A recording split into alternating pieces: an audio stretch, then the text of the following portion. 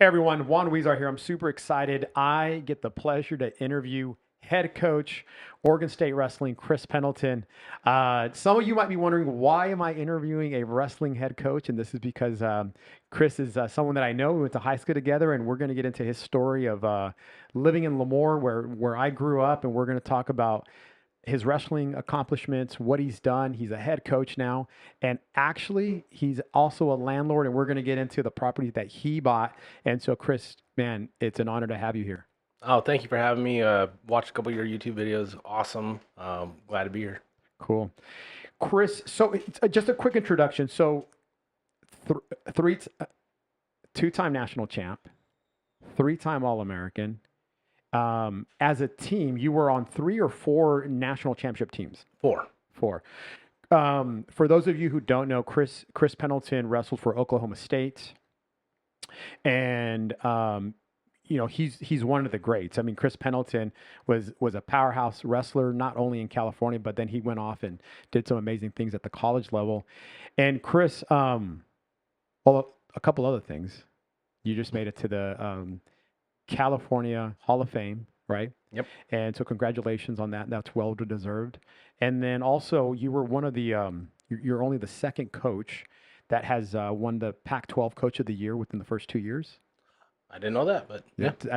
I looked it up, and that's what it said. And so congratulations on the success at the coaching level as well. Thank you. Chris, we come from the town of Lemoore, very small. I would say that the population at the time that we were both living there was 17,000. Oh, wow. And I would tell you that uh,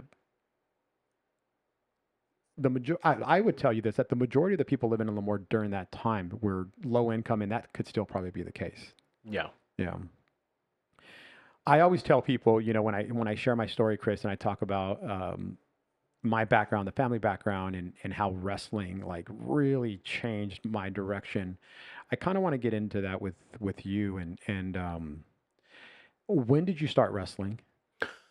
Um, so I think my first actual real practice was fifth or sixth grade, and I did it like a couple times and didn't really like it that much. And then I came back and started up eighth grade, really got really into it, Liberty Middle School. Hmm.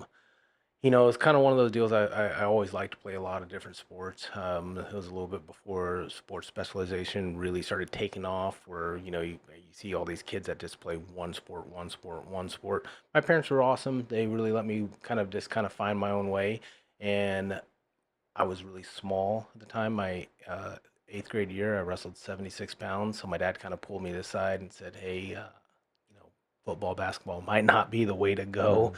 You're not going to really make a career out of that." And so then I really kind of jumped into wrestling and fell in love with the just fell in love with the sport. Chris, let's talk about Coach Kent Olson. Yeah. And so that's a coach that both of us had even before we were in high school. So he was the head of the club, you know, the wrestling club there, like the Farm Boys. And what was it like being around and Coach Olson for that long? Well, I always tell people like he was my second mentor. Our parents are always our first mentor, and he was my second mentor that really kind of got me going and really set the bar pretty high on expectations of excellence. I think that Coach Olson, really he knew what he wanted. He knew that he wanted to have a championship program, and he knew that he wanted people to be invested as he was in the program. And I think for better or for worse, me and you have talked about that, where you know it was his life. It was his passion. It's still his passion. He's still going to this day. He's had two knee replacements. I mean, beat the tar, and he's still out there mentoring and investing in young men. So just watching him have that passion, he's changed so many people's lives with that passion. It really kind of inspired me to start coaching, honestly. Okay. Chris, so we were go, going to high school, and we were both on the varsity team, and you were our 103 pounder, our 112 pounder. They say that success leaves clues. At that moment, Chris, Like now that I look back and I see your success, and I'm like, if you would have told me like when I was a senior, and I think you were probably a sophomore at that moment, and you're on the team. If someone would have said Chris is going to go accomplish, he's going to become a national champion, Division I national champ for Oklahoma State, I'd be like, no freaking way. But just because like the signs of success weren't there early on. No, No, they weren't. And They so weren't. that's what I'm saying. I mean, just because, you saw Coach Olson invested so much into us, and he really he made us, I think, outperform a lot of expectations. So like, and across the board with everyone that he's helped and anyone who's part of the program, you knew that Coach Olson was very tough, and he was going to push you. Mm-hmm. And so, when I go off to college, and then you take fourth in state. And back then, like this wasn't really like where it was hard for us to get results and that kind of stuff, right? Like, and I'm like, no way, Chris. Chris went from, because I don't know, you didn't make it to state as a sophomore. Nope. No. Nope. Didn't finish the season. Okay. Academic ineligible. Yeah. What I I think it's important to know what made the difference. Sure. Yeah, we can get into that. You're right. The indicators of success wasn't there. And talking about Lemoore, 17,000 people. I didn't realize it was that little. I mean, I know we came from a small town. Inspiration comes in a lot of different forms. I actually actively recruit the Valley. I actually actively recruit that area because it's a tough place to live. It's bred tough people. It is actually staggering to think about a town of 17,000 people. How many great athletes have come out of there? How many successful people has come out of there? A lot of our friends that have moved other places, built families. I always kind of just look at that as kind of like the starting point. And so, but it's also some of the negative parts of it where you have low income, you have people that don't really have those highest aspirations because you don't see it daily. Um, for me, coming in, I was in a little bit of a unique spot when I came into the program, where I was on the tipping point of becoming a statewide powerhouse, but also on the tipping point of where when you were there, of just kind of just getting to state was a massive deal. When Pat Seamus won the Valley Championships, I mean, it was like a huge celebration. And you and I were talking about it the other day, where as a young kid, I started kind of just getting those inklings like, okay, maybe I do want to do this. And success begets success. For me, it kind of is embarrassing because now I get to talk about it. Being academically ineligible my sophomore year, letting the team down my freshman year by not ending the season, just being a punk. I started looking at where I was surrounding myself with, who I was surrounding myself with, and it all comes back to just choices and mentors and investments in other people. Where Coach Olson, it's a little bit of story time. He decided that Coach Olson, when you really look back at it, he might not have been the greatest X's and O's coach. There's very few times I can actually tell you that I've actually seen him teach a move. But he was the guy that was up at 4 a.m. to get us going to run. He was the guy up at 11 p.m. calling to check to see if we were doing our homework.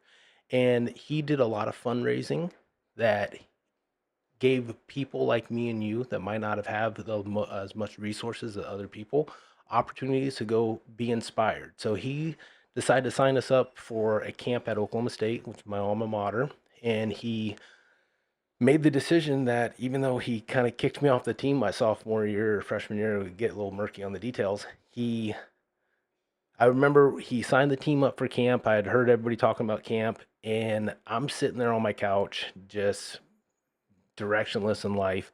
And there was a knock at the door. It was Coach Olson, and I could see out the window that he had his big old white RV, and he had all of you guys loaded up. And he just walked in, said, "Get off your butt. You're going to camp."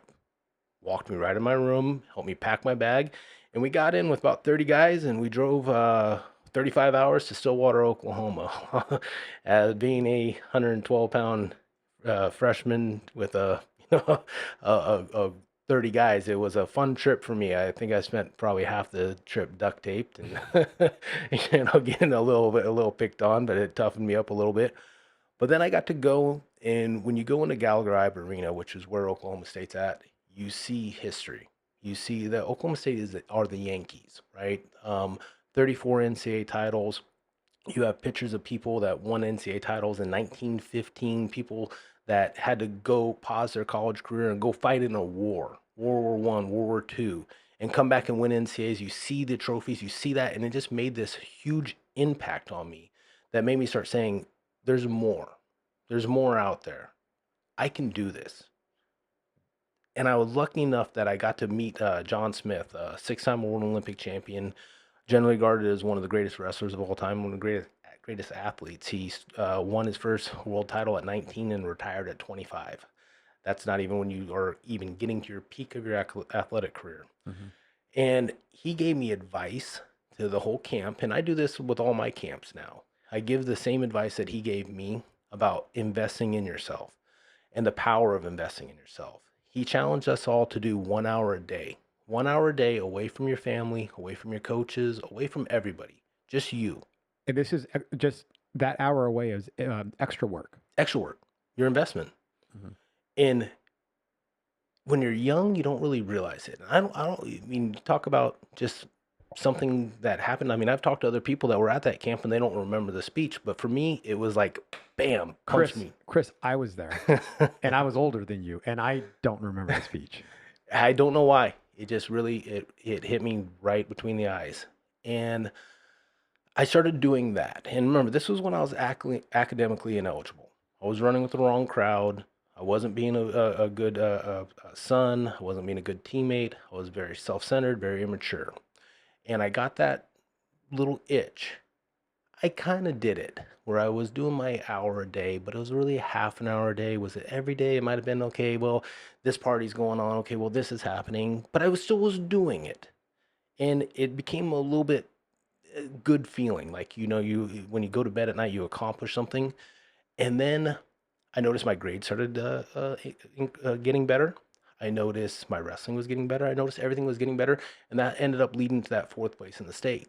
And I remember when I did that and everybody kind of taking a step back and saying, whoa, we didn't expect that. That's when it really like sunk into my gut that the power of what I just did halfway led me to these results. Mm-hmm. Then I became religious with my hour a day. I did it. I don't think I ever missed. So now you're a senior. Going into my senior year. In your senior year. Because right after that, my junior year, fourth place, mm-hmm. then it was the light bulb went off. Hour a day now. Mm-hmm. Hour a day. That entire summertime, I did it. My family, we drove from Lemoore to, my mom's from Jersey. We did a road trip to Jersey. Hour a day. I remember doing stance of motion in the Grand Canyon. I remember running sprints, the Indianapolis 500. My family's in there looking at the museum, doing all that. My dad was not happy with me with my hour a day because, when you're doing a road trip like that with kids, you just want to get there. But I would make him pull over and I'd get it in. I mean, I started getting a little bit psychotic about it, where I just knew I just needed to do it. And going in from my junior to senior year, back then recruiting was, you didn't really get into the recruiting process until the fall of your senior year. There's two recruiting periods, fall of your senior year and spring of your senior year. We had a teammate, Marcio Botello, that was one of the highest, nation's highest ranked wrestlers. He was getting recruited by everybody. Iowa's, Oklahoma State's. He was on this trip, that trip. I didn't have one offer. I didn't have one recruiting trip. I didn't have one letter. I didn't have anything. And instead of feeling sorry for myself, it just kind of just made that fire start burning a little bit deeper. And I was getting that hour a day, where then I started noticing the people that I was hanging out with changed. I started hanging out with Grant Ryder and Damon Silva and teammates that were like-minded individuals, Craig Serpa, all these guys. And we started kind of like gelling together. And then I started to notice they were kind of doing the extra. They were coming with me at night running. They were hitting the sauna. They were meeting me for weights. Lunchtime, instead of just going and hanging out in the quad where we all used to be, like, Beverly Hill 90210, everybody's hanging out there. We'd go to my house and we'd like watch VHS tapes. We'd just do things that was geared toward getting better as people. So then we go to a couple tournaments, and the thing about self-improvement is you never know, especially in athletics, because you don't know until you compete, right? You don't know how good you're getting. You can be the king of the room, but you don't know until you go outside. And we went to a couple lower tier tournaments, and I was, murdering everybody. I just kept pinning people, ending matches early. And then we go to a tournament called the Reno Tournament of Champions. And that was always in the back of my mind, like, if I can do something here, I can change my life.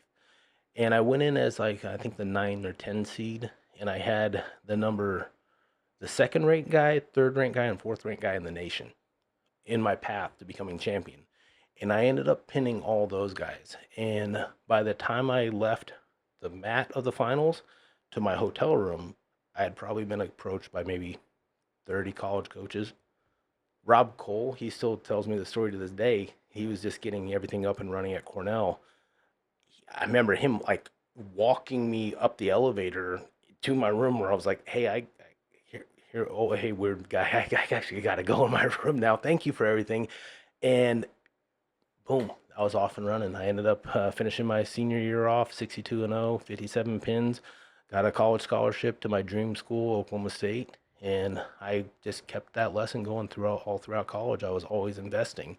And then once I got older and I got to take a step back and become a coach, I realized what that power of that hour was. It really wasn't, you're getting better. I mean, running, lifting, but do you know how hard it is for a 17-year-old kid to invest in himself for an hour a day? It changes your mind. It changes your mentality. When you start investing in yourself, it becomes harder to quit. It becomes harder to do the wrong things. I was not playing when I said I was academically ineligible. One semester, it's on me on a podcast now, I actually had a 0.0 GPA. My senior year, while I was doing all this, wrestling and training and everything, I had a 4.0. I had to take 9 credits at West Hills Community College. I had to take a correspondence course to catch up on all the me goofing off my freshman sophomore year. I was doing all of that and successful, and ended up being, going to prom with a pretty girl, and my social life like really took off in a positive way. All these things happened because I started investing in myself. And as a coach, I tell athletes, when you do those things and you do the right things, it just becomes hard to do the wrong things. It really becomes hard to do the wrong things. Chris, let's go back to you getting recruited. And if you wouldn't mind sharing the story, you told me a while ago that Iowa State, Oklahoma State, some of these schools were coming after you. And there was a story where you said that Bobby Douglas was at your house in Lemoore. Now, for those listening, at that moment, Coach Bobby Douglas, who's a legend in his own right, came to Lemoore expecting Chris to sign and to commit to Iowa State. And Chris, why don't you tell us So, how that so transpired? college recruiting it's an interesting thing. I have to go through it right now. It's interesting. You're trying to talk 17, 18-year-old kids into the course of their life. And Bobby, my first trip was to Iowa State. They had him, Bobby Douglas, who is a legend, first African American coach to win an NCAA title, a trailblazer. He just was a legend. They had Cale Sanderson, a guy that was probably one of maybe the greatest of our sports has ever seen, maybe the greatest coach now that we've ever seen, Joe Heskett, all these other things in place. Mhm. Like, realistically, Iowa State was actually the place I should have gone. They were the ones that came in heavy with the biggest offer, great training partner, everything. And one of the things that college coaches can do is they can do the hard press on you on a sell. Always be closing, right? Sure. Where you sit down and you kind of get somebody and you just keep chipping away, chipping away, chipping away. And I remember they had like 4 coaches in there and just me sitting there. And I finally was like, yeah, I'm coming to Iowa State. And they're like, hey. And I get back to my hotel room. I'm just like, what did I just do? Like, I don't know what I just did. And I told them, I was like, hey, I still got to go to Oklahoma State. I still got to go on my recruiting trip. Like, oh, yeah. But remember, you're going to be a Cyclone. I'm like, yep, I'm going to be a Cyclone. And then I go to Oklahoma State, and I just knew. In Oklahoma State was my worst recruiting trip. I got the flu on the way to Fresno. My mom had to pull over on the 41, and I'm throwing up out the car. I mean, it was miserable. I just did not enjoy myself at all. And I just remember the last morning, you get your scholarship offer, always the last thing that they do on recruiting trips. And it was my lowest scholarship offer. And I was devastated. And I think John saw on my face that I was really devastated. And we went to breakfast, and then he just kind of took me away from the table where there was like 20 other people kind of eating and everything. And he just knew I was mad and just, distraught over where my dream school was not where I was going to end up. And he took me on a golf cart ride. We're driving around, and he was like, don't think about what you're getting right now. Think about what you're going to get long term. It's like, this is a place that's going to make you a champion. So then I kind of go back and talk to my parents about it, and my dad was like, "Well, you're gonna go after the money." My mom was like, "You're going to ASU because it's closest." Yeah, she wants to come watch. Sure. Yeah, that would have Sure. been a disaster for me at that point in my life. I was not the most mature guy there, but I just kind of told him, I was like, this is where I'm gonna go. This is where all those nights of being and doing my hour a day, all those things, like this is what I was visualizing. This is where I want to be. So I decided to go to Oklahoma State, and I have to call Bobby Douglas, and I have to call Iowa State back.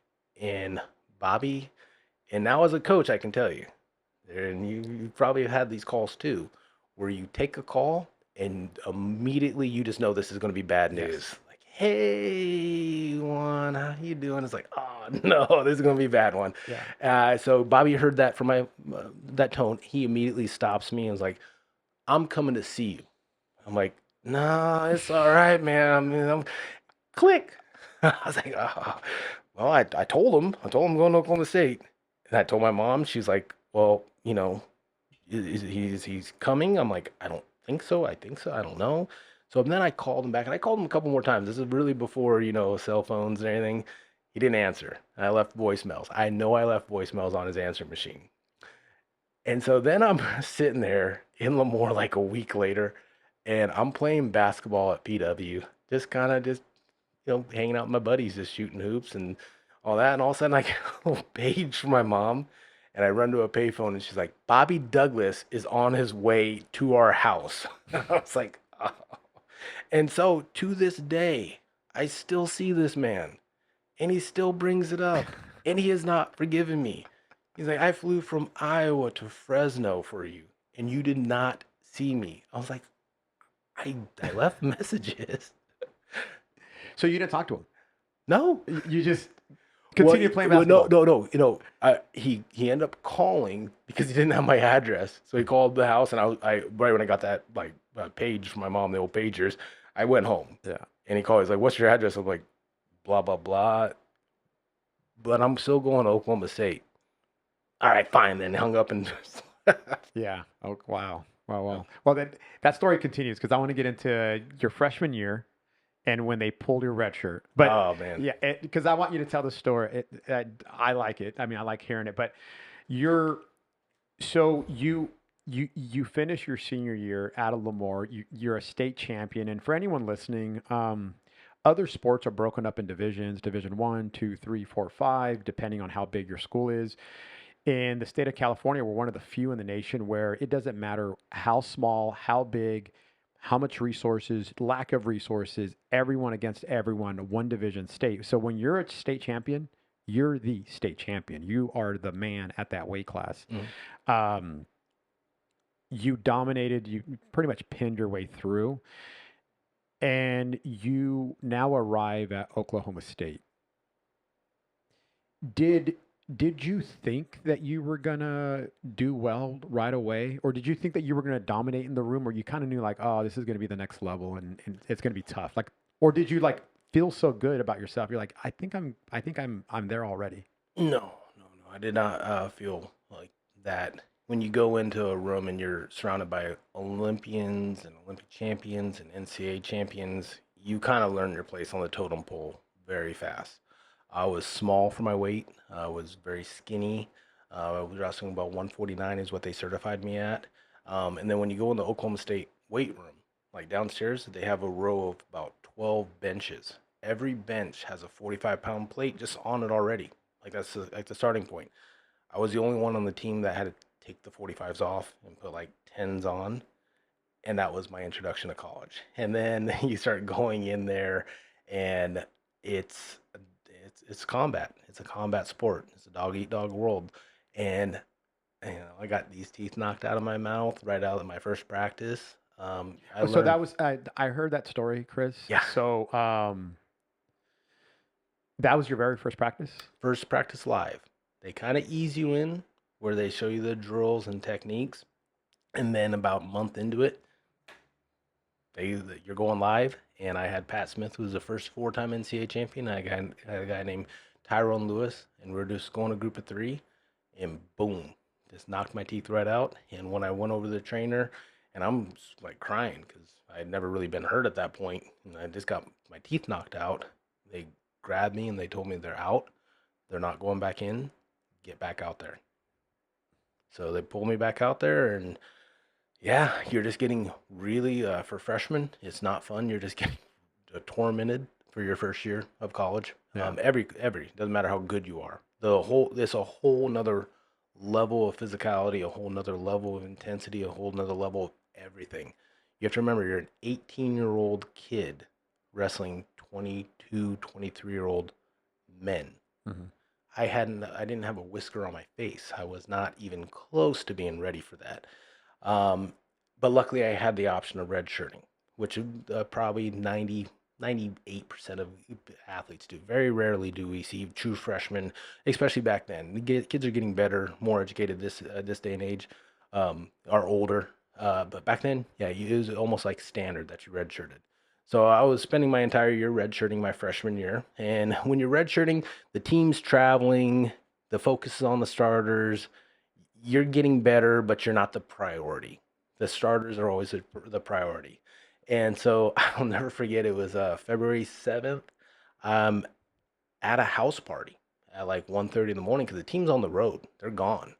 And me and my roommates were like, yeah, let's go out.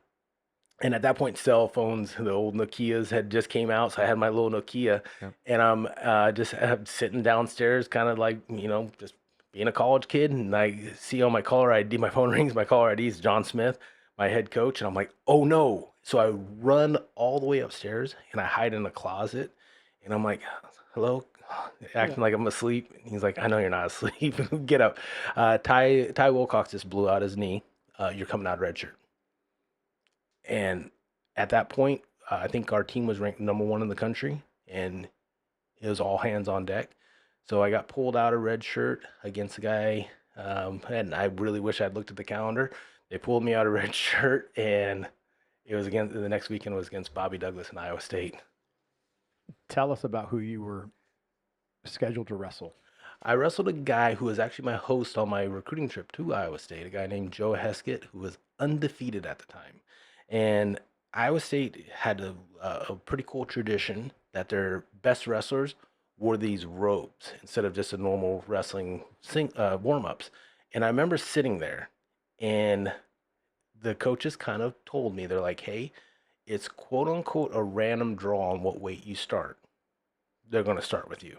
They want to start with the hot hand against the defending NCAA champion. They're going to start with you. Be ready. And of course, when we go to the random draw, my weight class gets drawn, and I'm like, kind of like, okay, yeah, all right. So then we're at the warm ups, and I remember looking over at Pat Smith, my assistant coach, and I was like, hey, why is that guy wearing a warm up? He's like, don't worry about it. So I go out, and at that point, I had actually kind of hit that level where I had gotten better. You start off really low, but a lot of freshmen generally take their big jump around January of their freshman year. Everything starts slowing down. Your body starts kind of developing. It's not as bad anymore. So I was kind of competitive. So I went out and I got the first takedown right from the rip. And then he scored about, I think, 18 unanswered points on me. And I have no recollection of it. It's tough to find a copy of that match anymore because I ripped every cassette tape and DVD that had it. Mm-hmm. When I got to like my junior and senior, I went in the library and just started crushing that. I was like, I don't want anybody to see these matches. And it was just brutal. My first three matches, I had I think all guys were in the top 5, and that was my welcome to college moment. So they pull you in February. I mean, the NCAA's are late April. Uh, No, I Middle mean March, middle middle March. March. Yep. Yeah. But that's not where the story really kind of ended or began. Not where it really got juicy. So the Big 12 championships, how you qualify for the NCAA championships, were in Stillwater, and at that point, one of the things I think that has always stood out for me as a human being is even when from 5 years old, I don't like losing. I've just have never been a person that lose. I will throw temper tantrums. I will flip the board game over. I mean, I have my 3-year-old son now. He's almost 4, and he's got that little trait. And my wife always kind of complains about it. I'm like, no, no, no, no. This is a good thing. I don't let him be upset for losing. It's good. It's Hmm. good for him. So I started kind of like when I was taking those losses, I started getting back to that hour a day and that investment we talked about. And I was like, I'm out. They pulled my red shirt. I'm gonna win this sucker. I'm gonna go. I'm gonna go. I'm gonna go surprise some people. So I started leveling up real quick. And so I'm in the semifinals of the Big 12s. And I'm wrestling a guy named Robbie Waller from OU. And Robbie had beat me already pretty handedly. But I knew now I was ready. I was actually like, I'm gonna go beat this guy, and I'm gonna go get Joe Heskett in the finals, and I'm from Iowa State, and I'm gonna beat him too. I'm gonna surprise some people, and I actually had that mindset. And I go to war with Robbie Waller. We end up end of regulation tied, and when in college wrestling, they put 1 minute on the clock, and it's sudden death. First point that scores wins. So I remember just kind of like I popped up, and the moment I stepped to the line, in my mind I was like, the moment this referee blows the whistle, I'm going, and I shoot right off the gate, get the takedown. I mean, crowd's going nuts. I'm like, I just knocked off the number 3 guy in the country, so I'm like jumping up in the air, and I go all the way, like coaches, big hugs, everything. I go all the way to the locker room. I'm showering because my day's done. I'm supposed to compete in the finals the next day. They come get me out of the shower and they say, hey, they're protesting the match. Mm. You have to re-wrestle overtime.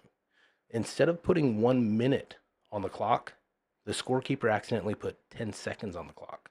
So even though I scored like right off the rip, it's a time malfunction. By Oh rule, you have to go gosh. back and re-wrestle. So we go back and re-wrestle, and I tear my MCL. And so Wow. I'm going from the high to just bummed because in my mind as a young kid, I'm like, that's it, my season's done. I'm sitting there, and John comes over and he's like, "Go get your stuff on." I'm like, "What do you mean?" He's like, "We got to make weight tomorrow. We'll cut some weight." I'm like, you heard the doctor. They just told me I had a torn MCL. He's like, and I was like, "What do you mean, and I have a torn MCL?" He's like, "No, like you're wrestling." And I remember just being like, "What?" So I kind of went, cut some weight, and the next morning I had to go out and wrestle, and I had my leg in this huge brace. And I end up winning the match and qualifying for the NCAAs. My teammates were all like fired up like it was a Disney movie or something. But in my mind, I was so mad at my coach that how dare you make me wrestle hurt? Like I'm hurt. How could you make me wrestle? And I took that pity party with me all the way to the NCAAs and went 1 and 2, didn't place. Hmm. Now on the hindsight, in wrestling and a lot of athletics, it's not if you get hurt, it's when you get hurt and how bad you get hurt. And especially in college, you only have 4 tries. So if you get hurt, are you going to sacrifice one of those years just because you're hurt? At that point in my life, I wasn't ready to do that. And the next year, I ended up taking a redshirt year, and I had that almost a feeling of disgust with myself. Like, how could I let that actually affect me that bad? Like, yeah, it hurt. Could I push through it? 100%. Have I seen people do it? 100%. So then I, really started focusing, and it's easier when you redshirt after your freshman year because you know what's out there. You know the sharks that are in the water. You know what it's going to take to actually be one of the top guys in the country. I redshirted that year, and then I jumped from, I think I went into the preseason in my sophomore year, my 3rd year of college. I ranked like 25th, and within about a month, I was ranked second in the country. Chris, why don't you talk about some of the big names? I mean, when I think of like, man, Chris was in a Oh, room of. but I want to Go go ahead. back on the injury because in my junior year, when I finally won an NCAA title, I don't know if it'll show up on the sound, but still, that's my hand. My roommate had a Chihuahua, and I'm getting ready to leave for the NCAA championships. And Your junior year. my junior year, Got it. the year I won my first Yeah. NCAA title, the Chihuahua runs outside. I hop on my bike and I'm chasing that Chihuahua down just because I didn't want to get my roommate all mad because I accidentally let him out. I wreck my bike and I fracture my hand.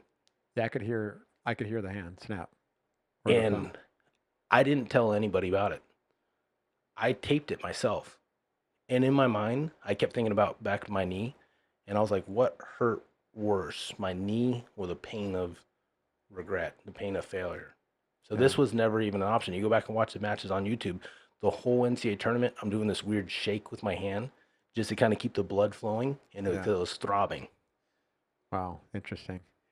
Chris, why don't you were in a room, what I'm going to describe these men that you were teammates with, it was just a room of killers. I Yeah. mean, when I look at the roster, like, I didn't know that Johnny Hendricks, Mola Wall, I mean, um, Jake Roshaw, I mean, the list go, Daniel Cormier. Hmm? I mean, you were in this massive room that, and we're going to get into your junior year. And I heard this in another podcast that you were training with Pat Smith frequently. Yep. And that's when you knew that, hey, I have the national championship potential.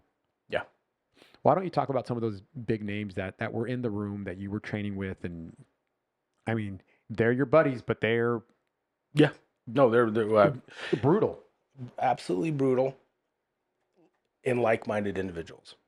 When we talked about my high school time, and we never kind of finished that story, the guys that I started surrounding myself with, they were pushing me, I was pushing them.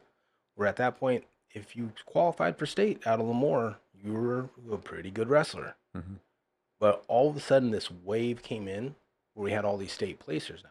I won it, Marcio won it, uh, Damon placed, Serpa placed, all these guys placed. And we're all like-minded. And so fast forward to college, we had like-minded people. I had a guy named Jake Rochalt who won NCAAs as a freshman, three-time NCAA champion. He was my roommate. There wasn't a day that went by that we weren't competing against each other. Just from the moment we woke up. If I woke up and Jake wasn't in the house, I was like, what's Jake doing? Is he training? Then I'd go into the room and I'd see him there. There'd be days like he would not see me. He would come up in the wrestling room. I mean, it was always like that like-minded drive, that hive kind of mind, just tenacious. Like we all wanted to like outdo each other and push each other to that next level. And it also starts getting into that iron sharpens iron. You're competing against the best of the best of the best on a daily basis. You have one choice: get better or get left behind. And there was a lot of guys that got left behind, but there was also the cream of the crop that rose to the top. And when you start seeing those guys like Jake Rochelle, Johnny Hendricks, Daniel Cormier, and it's no mistake that a lot of those guys had very successful MMA careers because it is combat, it's fighting. You are fighting. And in that room back then, there was a lot of fist fights, a lot of fist fights. And then you had guys like Pat Smith, the first four-timer. You had Mark Branch, four-time finalist, two-time NCAA champion, had one of the greatest college stories of all time, winning his freshman year with a 9-12 record, and won the sucker, won it with a losing record. You had all these people, and then at the very top of the iceberg was John Smith, the greatest American wrestler of all time. We only knew one thing: we're going to win. That's the expectation. That's the standard. It was a lot. It was a lot of pressure. It was a lot of pressure, but that's just all we knew at that point. Chris, I watched. So now we're in your junior year, and I watched the finals match with you and Ben Askren. So you're the number one seed. Oh well, no, maybe at that moment was maybe I kept the number one seed. you kept the number one seed. So you're a junior. Ben Askren, who's a big MMA name, and he went off and did a lot of great things. He's a freshman. and he had beaten you 2 weeks before. Yep. Okay. He, Um, you go on to dominate the match. I mean, it was, I mean, it should have been a major, meaning that you had beaten him by over 8 points, and maybe the score was 11-4.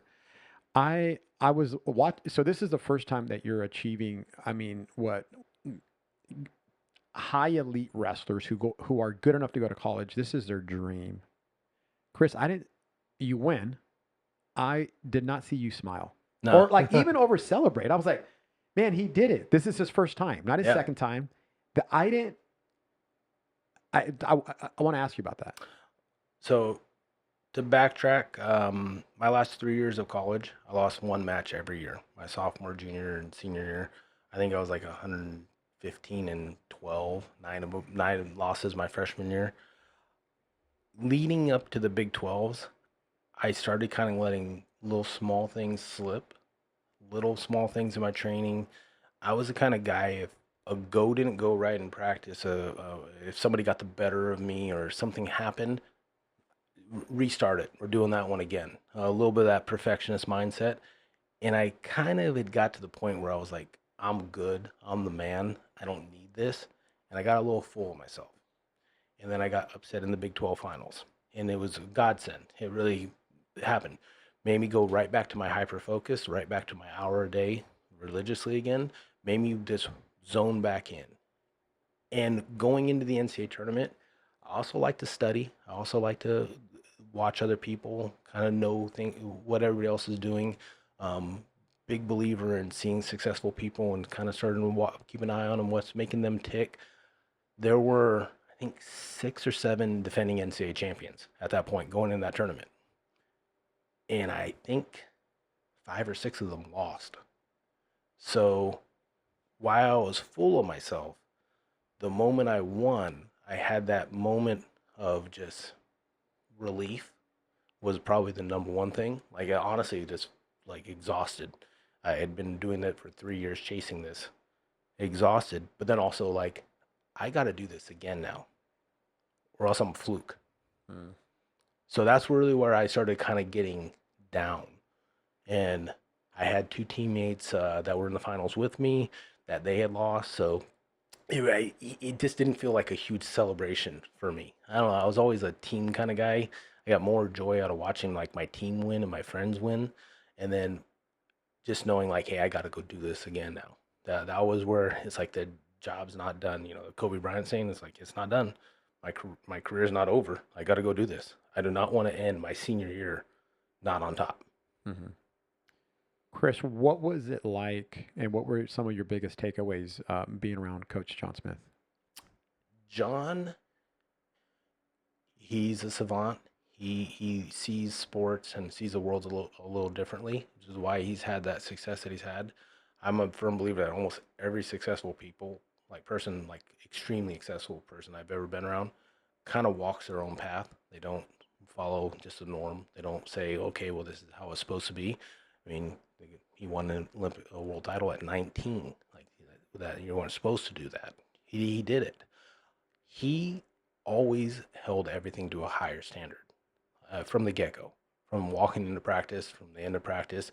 In his competition career, he would do what a lot of people would consider crazy. I mean, the extremes that I never went to, breaking into the gym at 2, 3 in the morning and getting a workout in, going and getting his teammates out of bars, like literally at 1 a.m. John would go grab a teammate and say, "We're gonna go wrestle." Teammate would be like, "I'm not gonna go wrestle you right now. We've been having beers, playing pool." He's like, "Well, either we're gonna wrestle in the wrestling room, or I'm gonna whoop you right now." Things like that. He just had that mentality that was amazing. I think one of my favorite stories, and I find out a lot of these stories after the fact because he wasn't the touchy feely coach. He was not a big give you a big hug, let's go have coffee and talk about our feelings kind of coach. Mm-hmm. He was a very very like intimidating guy. Um, Small stature. I mean, he's not a very big guy, but I mean because he was so larger life than me, like as a kid and even today as a coach, like I get intimidated when he like yells at me when I'm coaching against him. He I never really got a lot of insight into like what really made him tick until he got older and I started listening to different stories. He won. I remember he was telling this story about how when he won in 1991, he retired in 1992. At that point, he was undefeated. He was making money, actually making money, buying a Corvette, buying all that. And he's overseas in Russia, and he lost a match and just flipped out. Called back home, told his dad, I don't care what you do with my house. Get me the apartment that I used to live in. Do whatever with the house. Get rid of that dang Corvette and then take my money, put it somewhere where I can't have it, and I want my allowance of getting $600 a month. And then he just basically started backpacking through Russia, getting on planes, trains, and automobiles, and just going to random tournaments. The greatest wrestler in the world, just doing this, showing up at local tournaments and just getting his edge back again. Mm-hmm. And he has all these little lessons and little things that he would always say to us that once I started hearing them on podcasts and everything, I'm like, well, that makes a lot of sense. Why didn't you tell me that when I was in school and I would have actually understood it? Right. But like, he would always like tell us like, oh no, you need $600 a month to live on. And I'm like, John, my rent's like $450. Like, Yeah. I don't think I can live on that. Yeah. Chris, so you go through your senior year and and you're able to get that second national championship and then having knocked off Ben Askren again. So you're like the nemesis that just won't let him be the four-timer. Yeah. I'm going to jump now over to coaching. Yeah. And I know that you were at Oklahoma, Wyoming, Arizona State, and then ultimately several years ago the head coaching job for Oregon State came about. Why don't you tell us about? Listen, I mean, at this point, you have this winning mindset. You're investing in yourself. You know how to reach the top of the podium. How does that help you now as a coach? The winning's, how do I say it without sounding like a jerk? Winning's not hard. Winning's easy. It's not the hardest thing in the world. The X's and O's, all that, the connections, that's the hard part. Really trying to figure out what makes somebody tick, what makes individual athletes feel like they're King Kong, like they can go out and they can overperform, overachieve. The development of the student athlete, mentally, physically, it's a lot. I think that a lot of times in the trend in college athletics where it's everybody, it's a pet peeve of mine when people say, it's a business. I'm like, yeah, it's turning into a little bit of a business, but you have to take a step back and remember that college coaches, and this is the lessons from John. I mean, I got to work for the guy a couple years as a coach. In one of the first years I was coaching with him, there was a kid that messed up, and I'm like, this kid's a nightmare. We got to get rid of him. Boot him. And John sat me down and was like, we're the last line of defense from the real world for these kids. It's like when they leave their parents' house, we have them for a bit, and then when we're done, no one else is really going to care about them in the real world. They're going to have to get a job. They're going to have to do all those other things. So if we give up on them now, how's that going to change the trajectory of their life? How would that change the trajectory of my life if Olsen had gave it up on me and just kicked me off the team? As much as he was a tough guy, I mean, you wrestled 4 years. How many guys did you actually ever see him really just kick off? Like, say, don't ever come back. So going back to the coaching philosophy is I always kind of held that as like a little bit of a sacred mission for me is I have to help people have better lives. I have to. You usually have about 35 guys on a college team, 10 starters. I don't know, 5, 6 go to the NCAA championships, 1, 2 All-American, become NCAA champions. Well, what about the other 26, 27 people? How are you impacting their life? So when I got the job, the greatest job in the world is like the backup quarterback is the assistant coach. You can just say, well, this is how I would do it. I do it this way. I do it that way. Well, you're not the decision maker. The head coach usually makes the decisions. So when I finally got the job and I remember I crushed my interview. I really focused on my business plan, my coaching philosophy, my mission statement, what I wanted, my 1, 2, and 5 year plan. I was able to articulate it, present it, and I got the job. And I just remember John called me and was like, "You ready?" I'm like, "What do you mean?" He's like, "You're going to be the next head coach at Oregon State. Like, it's you." And I was all excited and everything.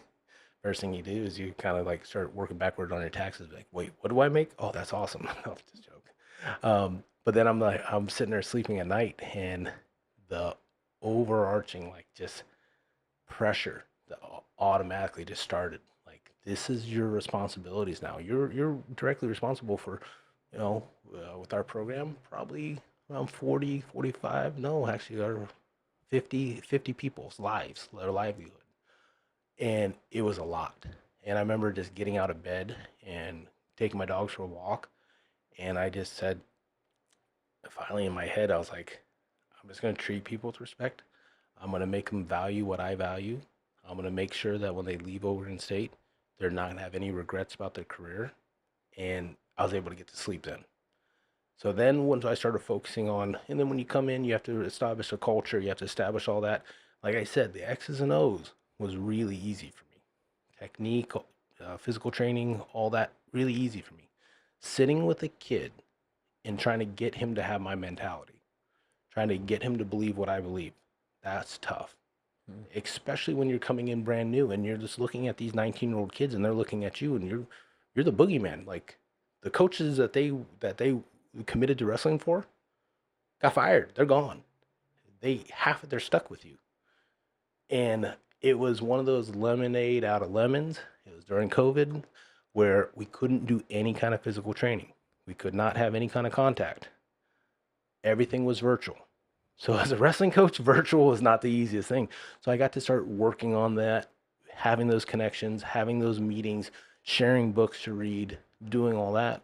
And that was like the godsend where we went from 56 in the country to 9th in like a year because we started off on that foot. And we've had 6 All-Americans since I've been here. All 6 have been academic All-Americans. We've had 9 last year. We led the nation with 9 academic All-Americans. Our team GPA is about a 3.3, 3.35. And just so everybody that's listening knows, remember that's against like the normal college. The normal college GPA is probably like a 2.5. Everybody's like, I'm just going to get my degree and move on. So we're well ahead of the curve with all the time commitments for wrestling, with the injuries, with cutting weight, with traveling, all that. Mm-hmm. Yeah. And Chris, so you're in Southern California this summer, and tell us about what you're out here doing. Recruiting. June 15th is our first date that you can go in and make first contact through the telephone, Zoom calls, things like that. And you kind of just start, let me backtrack. Basically, with recruiting now, around their sophomore year, we start getting ideas of who's the best kids in the nation, what needs we want, projecting where our team lineup's going to look like here and there. And so we'll have a good idea. June 15th, every coach in the country is basically on the phone for 24 hours. You're calling kids saying, hey, what do you think about Oregon State? Finding out their GPAs, finding about where they kind of look. You're starting to just build that relationship. August 1st is the first time you can be in person. You can sit down and have a meal with them, meet their mom and dad, meet the family, get to have those kind of interactions. And then September 1st is the first time you can actually have them out on campus on official trips. So right now, what I'm doing with the August 1st date is I'm starting in Southern California with the guys that we've targeted. We recruit California pretty heavily just because relationships is always a huge deal. People that you knew growing up, you'd be shocked how many times people that I knew from high school, like, those relationships pay off for better or for worse. Luckily, I was very fortunate. I always treated people pretty nice and with respect, so you kind of get a good reputation. So I'm starting here. I've been recruiting in Southern California. I'm leaving tonight to go over to the Central Valley. Going to recruit there for 2 days, and then drive up to Northern California and recruit there for 2 days, and then get home to a wife, a 3-year-old and a 1-year-old that are not happy with me right now. No, well, listen, I could imagine, as a business owner, we got together the other night and just hearing what you do, and I'm like, man, Chris, Chris is working more than your typical entrepreneur who works a lot. It's there's some times that you have to say it, but it is like I relate with small business owners. I relate. It's can be daunting task, but rewarding. What you put into it is what you get back. And there's this one thing that you can control. We say it, it's a big saying in our room. There's actually two things you can control: your attitude and your effort. So if a kid tells me no, I don't want to go there, but I'm going to have a dinner at 6 p.m. This kid can tell me to kick rocks. I'm going to smile. I'm going to shake his hand, and I'm going to tell him, "Hey, best of luck. Let's just keep in contact. Who knows what the future holds?" We actually crushed the transfer market because of that.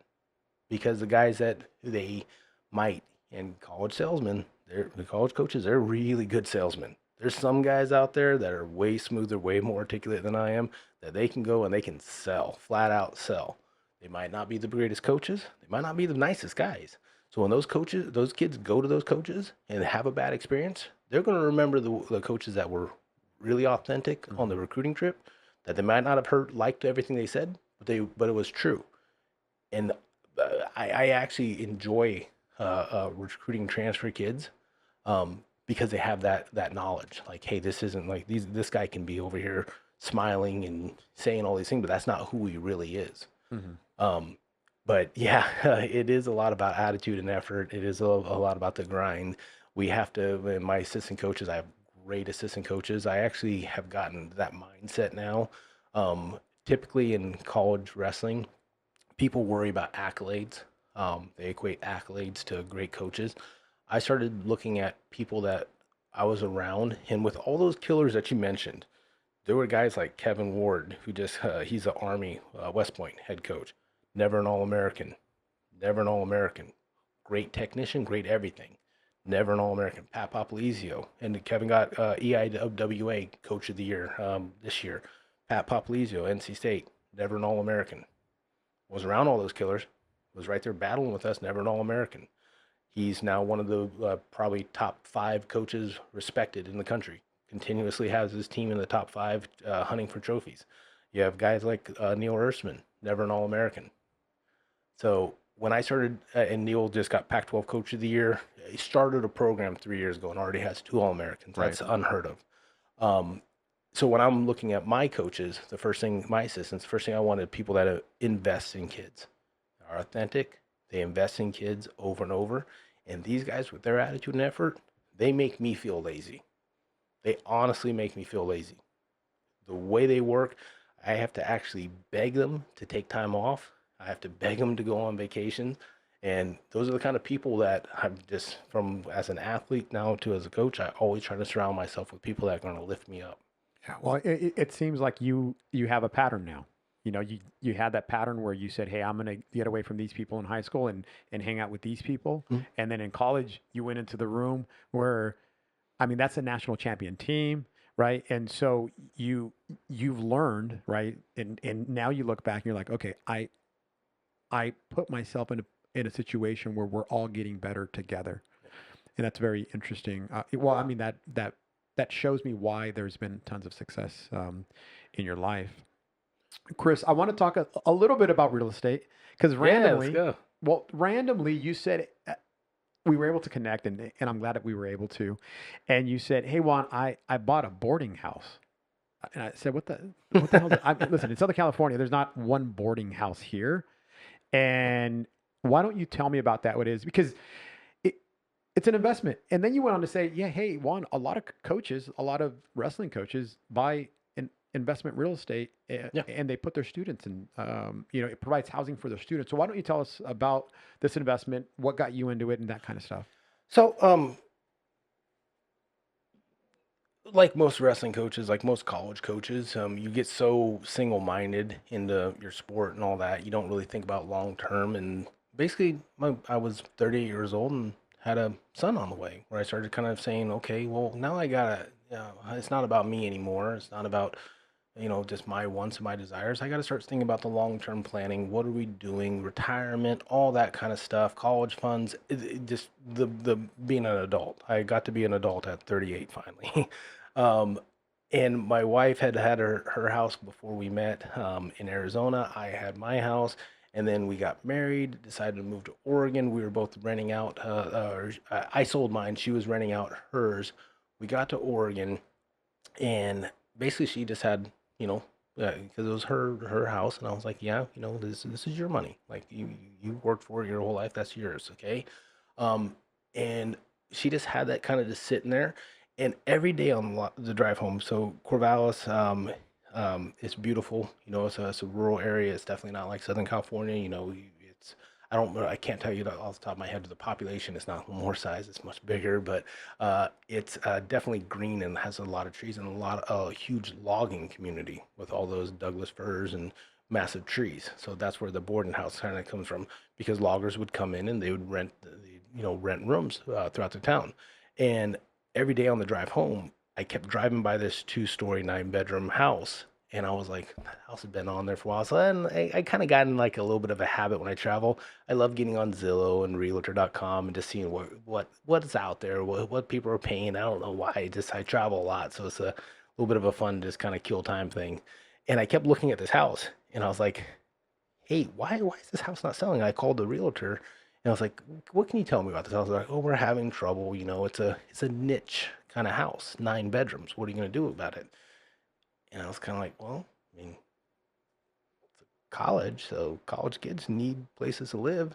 So I kind of talked to my wife about it. We went and did a walkthrough, saw all the renovations they made. It has a kitchen upstairs, kitchen downstairs, two living areas, and college kids need houses. And especially now, especially with student athletes, because I have to help student athletes get into houses. Like freshmen come and they need places to live. My guys need places to live. With a lot of time, that's what's happening now in college communities, is people are becoming very wary of renting to college kids and renting in general. All the squatter laws, all the things that are happening, people, student athletes are a premium. People want student athletes because they have guaranteed income coming from their scholarships, and they know, hey, sadly, is I've had multiple talks with landlords where they'll call me and like, so and so didn't pay rent. Okay, let me call them. Like, hey, dude, pay your rent. Come on, you got to go do that. So it was something that my wife and we made an offer. We got it, and putting nine students into the house. There's challenges like with anything for renting, but then I started kind of asking a lot of my buddies and other coaches. I mean, there's some coaches that are up to 35, 40 houses around their communities, because coaches are going to be there for a long time, especially wrestling coaches. You're there 20, 25 years in that one community. Mm-hmm. Chris, so a lot of people may not know this, but your brother-in-law is a UFC MMA legend, Yep. Dan Henderson. H-bomb. Yeah, yeah. One of my favorite fighters. Tough, tough, tough. And man, that's got to be hard when you got to go visit Dan. Well, he's actually like an older brother right now. He gives me he's one of the few people that can actually just give me a really, really, really hard time, and I just have to sit there and take it. There's nothing I can do. And I'll tell you the story about how I met Dan for the first time. So, my wife, Selene Henderson, she was a professional golfer, was on that. Ever see that show, Big Break? She was a finalist for that. Uh, she's a unit herself. She's in better shape than I am, for sure. We got engaged, and it's 2020, so I mean it was such a rush. Like, we got engaged, I become the head coach. I'm like, I know we haven't dated very long, but I want you to come with me. She's like, okay, let's roll the dice, let's do it. So she's helping me move, and we had just got engaged and taken engagement pictures, and she posted them on her Instagram story. Everybody, that's how life works now. It doesn't really happen if it's not on social media. And at that point, like, her and her brother, like, they have a good relationship, but it's like not one of like every day, like, we got to talk every day, we got to do everything, be actively involved in each other's lives. So he knew that she was dating me, but he didn't know we were engaged. And it just kind of slipped her head with all the other things that we had going on. So we're driving from Arizona we're going to stop in Lemoore and stay at my mom's house before we drive back up to Oregon. So in between LA, that little loop, where we're right outside of LA, Dan's wife, Rachel, calls Sel, and she's like, "So, was on your Instagram. Anything you want to tell us?" And all of a sudden, Dan gets on the phone. And he's on speakerphone. He's like, "I have to find out my baby sister's engaged on social media," and I'm like, "Oh!" And I can just hear it in his voice. He's not actually happy. Like Right. he's pretty upset and hurt. And so they're talking, and I'm like, "Push mute, push mute." Like, hey, we're we're like 45 minutes away from Temecula. We can stay here tonight. I mean, we're not really on a strict timetable, and you can kind of bury the hat. I can meet Dan, and we're fine. And so we had one of those 40-foot long U-Haul trailer trucks with a trailer with my F-150 on the trailer. So Dan lives in Temecula Valley, and he lives on this beautiful property with this huge hill off our driveway, like going downwards. So when we're pulling up to this hill, the gate opens up, and I'm like, I can't back the U-Haul down this thing. I don't know how to do it. I might be from Lemoore, I might went to Oklahoma State, but I'm not country. So I have to get out of the U-Haul and go ring the doorbell and ask him, "Can you back the trailer down for me?"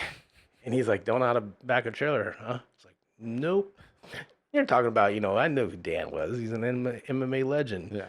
And I'm like, "Nope, don't know how to do that." And he's like, "Hmm." So I just get that look of like disappointment on his face. So he goes and he backs it down. Then we go inside. We're all kind of getting to meet each other and everything. And he's like, "You want a beer?" I was like, "I don't really drink beer. I'll have wine. Or do you have any White Claw?" He's like, "White Claw, huh?" I was like, yeah." And I just see like disappointment on his face. And then we're sitting there, and he has all of like his dead animal carcasses because he's a huge hunter. The heads, like stuffed heads. Like, say, do you hunt? It's like, "Nope." "Do you have a gun?" "Nope." And just continued his Yeah. disappointment on his face. So it was not the best start to our relationship. Right. Right. No, I could only imagine. Leading to there's a golf tournament that I want you to talk about. Yeah. So Dan has this thing called as pig roast. This is his annual thing. He loves doing it. He's been doing it, I think, for well over a decade.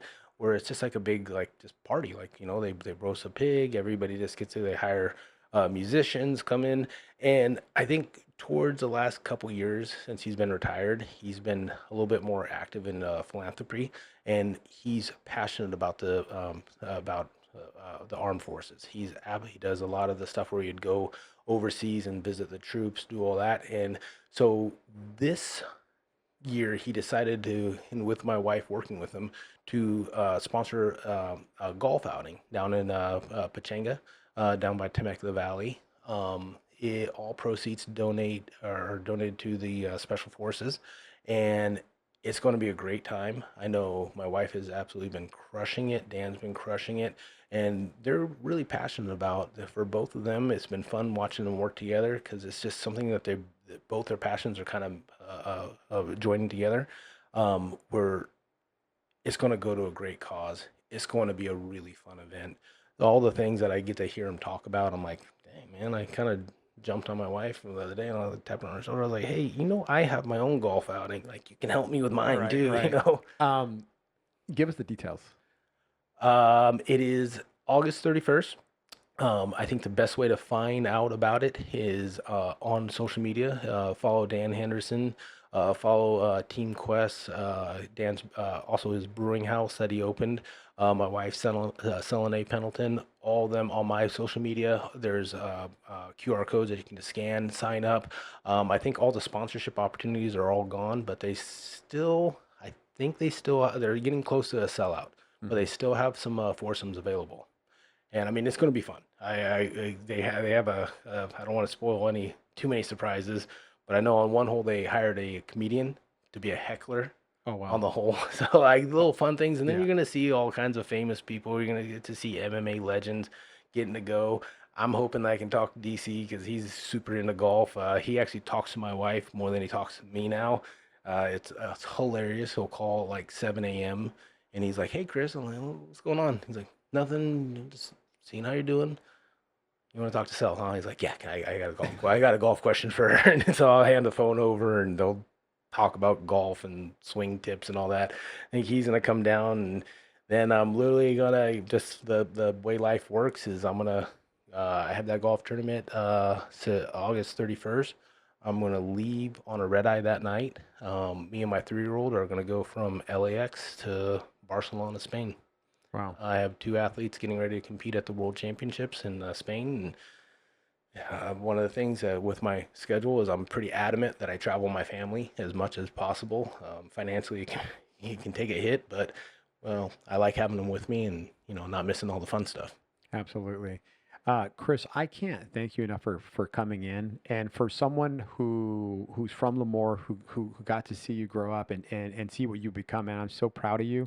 And the town of Lemoore is certainly proud of you. And anyone who knows you, be like, man, Chris, we love what he stands for. And so any of the athletes who listen or any parents, like Chris is the real deal. Like But that's don't forget to tell everybody how we reconnected.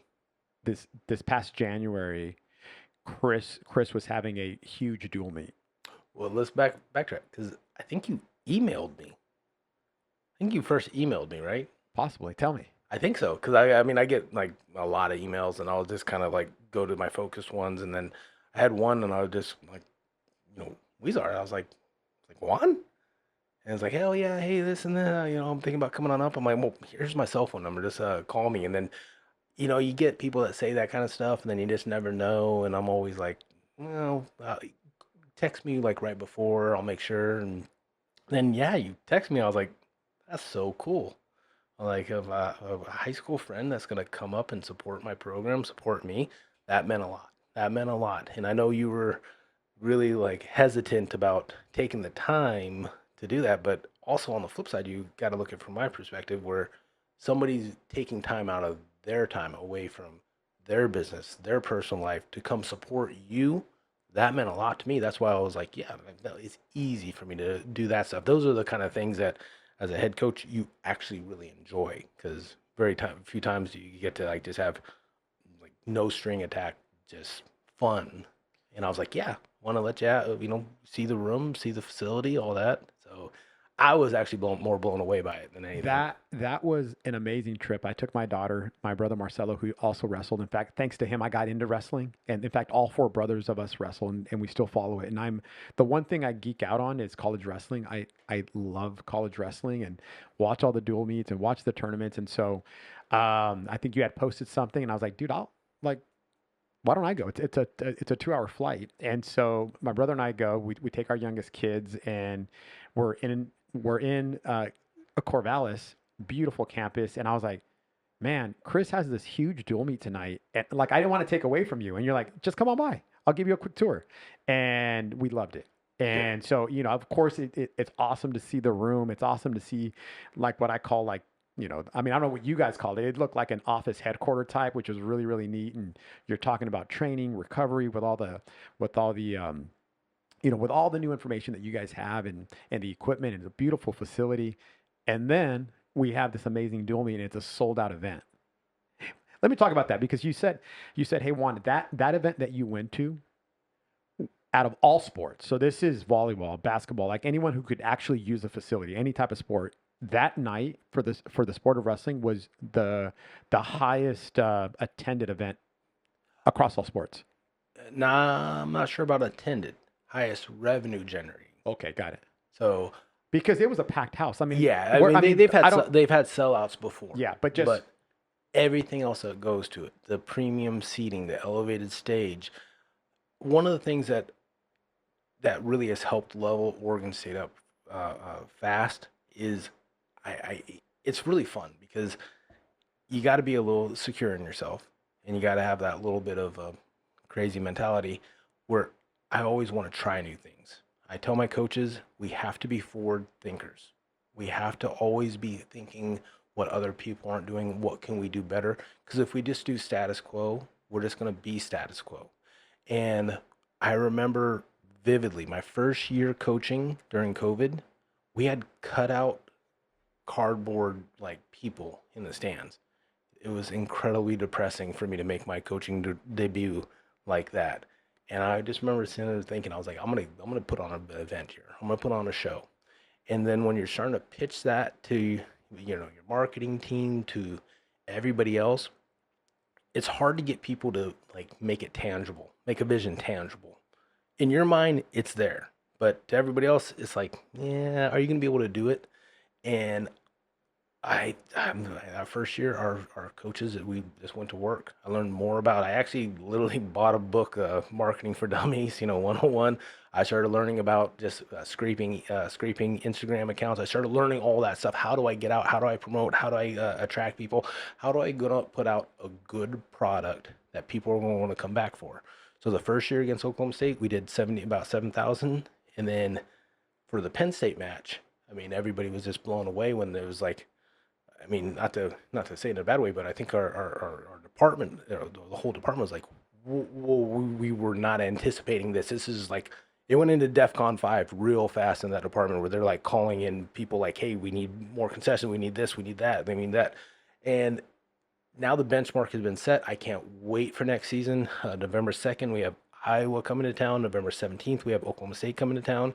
And we want to put on a good product because wrestling's fun. People once you get them in there and they get to experience it, then they want to come back. One of my proudest moments as a coach was just it's just really funny. You've probably been there yourself, where you wake up on a Sunday morning and you look at your wife and she's like, go to the store and buy some bacon for breakfast. I had to get out there and I'm in my sweats and I'm going to the store buying milk, all that stuff just to come home and make breakfast. And I had like 3 people in line at the grocery store just be like, that was the most amazing thing. I've never been to a wrestling match. When's your next one? Mm-hmm. And you're like, okay, yeah, we're on the right path. Yeah, no, it was great fan base, jam-packed house. My daughter, who will kind of watch it, on TV when I have it on, she wants to go back. So we plan to come be there November 2nd against Iowa. And so I think this time my brothers are going to be joining me. And so nice. So we're excited. So for anyone listening, man, check out Oregon State Wrestling, no matter where you're at. I mean, Chris, we have listeners, all over the world now who listen to the podcast and who watch the YouTube channel. And so a lot of what I teach, Chris, is showing people how to build wealth through real estate. And the reason why I wanted to have you on today is because building wealth, setting goals, being disciplined, being determined, fighting, not taking no for an answer, being okay with loss, having that winner mindset mentality, you have to have that, like not just in the world of real estate and entrepreneurship and stuff, but I thought that our listeners would definitely take away a lot of this mental toughness and this investment in oneself, and as you continue to grow as a coach, we're going to continue supporting you and just wherever you end up. And we of course want to see the Oregon State be top 5 in the nation, and I know that it's that you're going to help get it there. Chris, I'm going to give you the final say. So whatever you got, anything you want to plug, pitch, in case anyone wants to reach out. I've done a lot of self-promoting already, so I think I'm done with the self-promoting. It's been fun. I think when you talk about that personal investment is, even with real estate for me, because we're actively, I picked your brain too on it. We're actively always looking for that. What are we doing to build our wealth? What are we doing to provide for our family, for our kids' future? I think that it kind of goes in that self-investment. Once you start getting a little bit in that self-investment, watching your podcast, learning about these things, then it's not as scary anymore. Now it's like, okay, like my wife and I are like, yeah, let's go. We've got this one settled. What's our next investment property? How do we start working into our LLCs? How do we start working all those things? It's been a really fun, that's kind of starting to become one of my hobbies now, is learning about this stuff. Wow. In just about everything you've done, Chris, you've been a success. So, you're probably going to end up being a real estate investor success too, because you know how to dedicate yourself, and then you want to learn the craft, and you'll commit that extra time to get good. So well, if I lift some more weights, maybe I can sell some houses and get out there and, tell somebody, oh, hey, sign the paper, we're going to match. Yeah, that's right. That probably doesn't work in the real estate world. It doesn't work that way. But Chris, man, thank you so much. You're the man. We look up to you, and thank you for being here. Thank you for having me.